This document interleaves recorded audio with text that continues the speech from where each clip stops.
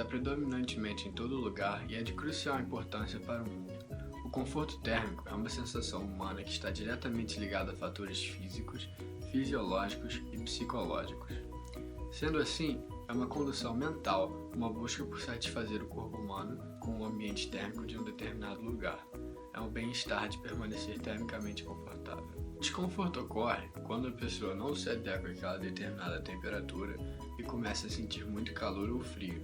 Isso é muito comum e basicamente é quando o corpo não consegue dissipar a temperatura local, ou seja, não consegue controlar seu metabolismo para manter sua temperatura interna, não conseguindo espalhar o calor produzido ou não conseguindo controlar a perda de calor. Os estudos de ambientes confortáveis basicamente se dividem em duas partes mais conhecidas que são vínculos diretos à saúde e ambientes de trabalho confortáveis. Várias pesquisas científicas sobre o tema. Elas falam sobre a performance humana, em que devido ao desconforto, seja sentir frio ou calor, a performance humana. Isso é negativo em todos os sentidos. Pessoal, na vida do trabalho. Pode gerar várias distrações, tudo mais afetando o desempenho da pessoa. Fator importante e emblemático nesse problema são de energia. Existe sob várias formas, química, luminosa. Nos ambientes de trabalho, em cursos ou em faculdades, às vezes nós nos deparamos com ar-condicionados que, às vezes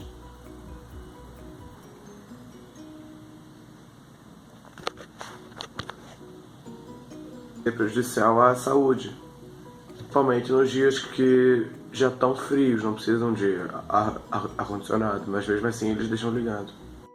Segundo a teoria do professor Roberto Lamas, do Laboratório de Eficiência Energética, ele afirma o porquê do conforto térmico ser físico, psíquico e fisiológico. Os fatores físicos determinam as trocas de calor do corpo com o meio. Já os fatores fisiológicos referem-se às alterações na resposta fisiológica do organismo, resultantes da exposição contínua e determinada condição térmica. E, finalmente, os fatores psicológicos, que são aqueles que se relacionam às diferenças na percepção e nas respostas a estímulos sensoriais, frutos das experiências passadas e da expectativa do indivíduo. Para que o ser humano consiga atingir o conforto térmico, é necessário que exista uma constante troca de calor, para assim manter o balanço térmico.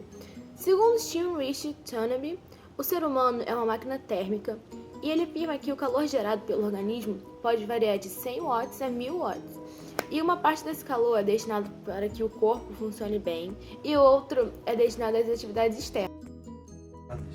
O primeiro exemplo de conforto térmico que vamos citar é um caso onde jovens correm em uma tarde ensolarada. Após suar muito, os rapazes sentem um desconforto por sentir muito calor e vão para uma sala gelada com ar-condicionado. Após alguns minutos, eles vão se sentir bem porque vão ter gerado conforto devido ao estado da temperatura daquele ambiente. Embora isso seja um exemplo de conforto térmico, é extremamente perigoso devido ao choque térmico, podendo ocasionar em gripes e ou resfriados. O uso indevido de ar-condicionado pode trazer graves consequências. Primeiramente, que na grande maioria não possuem a limpeza interna correta, e em segundo lugar, por conta do choque térmico. Normalmente, eles são utilizados com mais frequência no verão e na primavera, fazendo com que o ar quente da rua, a temperatura local, para um ambiente totalmente frio, que é o ambiente interno de uma empresa, faculdade, etc. Não deixa de ser outro exemplo de conforto térmico, mas também de choque térmico. Você primeiramente vai se sentir muito bem por ter saído do calor absurdo da rua e ter chegado em um ambiente gelado. Todavia, isso pode ocasionar, como já foi dito, em graves doenças como a gripe. Possuímos também a calefação.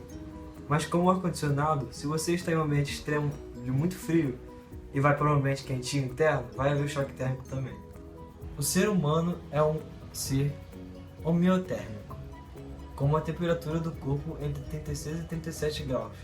Mas isso pode variar em casos de hipotermia, superiores a 37 graus, onde sua demais e sente calor acima do normal. Há também variações, porque o homem, por exemplo, tem taxas metabólicas muito maiores do que a mulher. Crianças e adolescentes têm taxa metabólica menor. Nas raças também possuem diferenças, como por exemplo os orientais são menos que os caucasianos e estes menos que os negros. e cada corpo atua e age de uma forma diferente, de acordo com o clima de cada região. Isso se chama adaptação. O controle da temperatura do corpo humano é chamado de termorregular. Quando está muito quente, os vasos se dilatam e o corpo humano não consegue liberar o calor produzido por conta da temperatura alta do meio ambiente. Já quando está muito frio, o corpo tem muita dificuldade em manter o calor no corpo e então os vasos sanguíneos se contraem. Um outro exemplo de conforto térmico muito comum no dia a dia são duas pessoas com muito frio, então elas resolvem se abraçar para ficar mais quente. A temperatura de uma pessoa passa para outra e vice-versa, e as duas acabam ficando quentinhas. Assim como quando uma pessoa está morrendo de frio e se deita debaixo do cobertor para se esquentar, a satisfação da temperatura daquele momento será o conforto térmico ideal para aquela pessoa. Segundo Humphreys, o desconforto é causado pela excessiva regulação necessária dos processos de ajuste ao lugar, pela temperatura corporal. Justamente o que o professor Roberto Lambert diz em sua obra. A sensação de conforto térmico não deveria ser originada apenas pela temperatura do ambiente interno, mas também originada de um valor médio mensal de temperatura externa, pois o desconforto térmico surge principalmente da contradição entre os ambientes que as pessoas esperam e os ambientes que elas encontram.